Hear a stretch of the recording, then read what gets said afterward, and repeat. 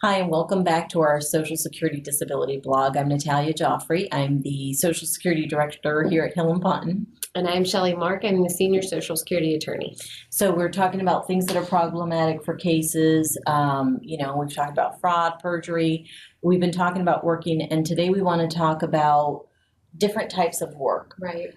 So specifically, so first of all, we always say, we recommend to our clients that they not work at all. Obviously, if they can't work because they're disabled or they're trying to prove their disability claim, because that's the intention. I mean, we don't represent people we think should be working or could be working and are choosing not to.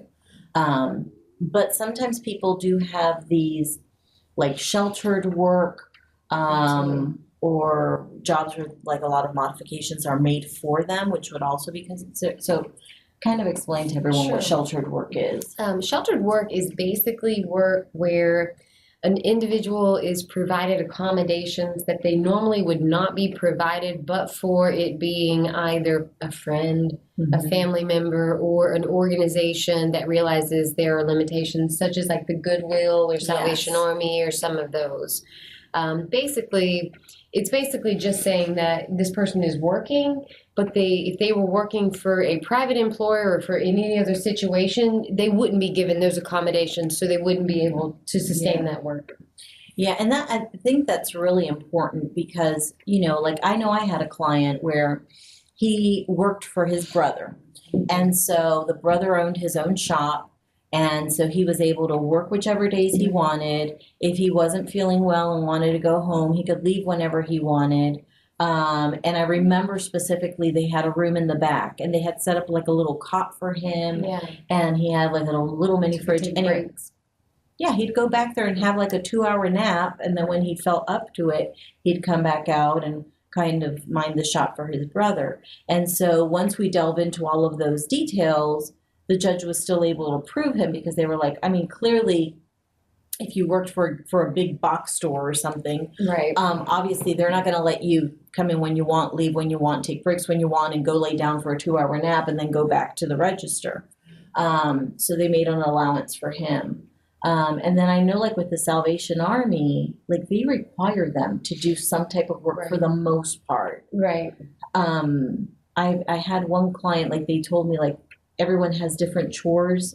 And so they had to, like their chore was to sweep, I think like the cafeteria or wherever they ate or something like that.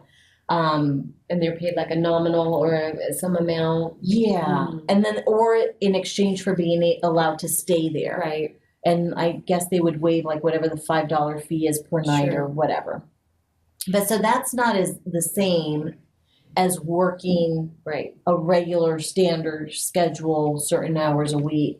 Yeah, that would be considered to be okay. I would say one caveat to that would be, there again, if you're at that SGA level, I think if you're, I would assume if you're working, even if it's sheltered employment, but you are earning over SGA level, more than likely that's still going to find you to be ineligible for benefits. Yeah.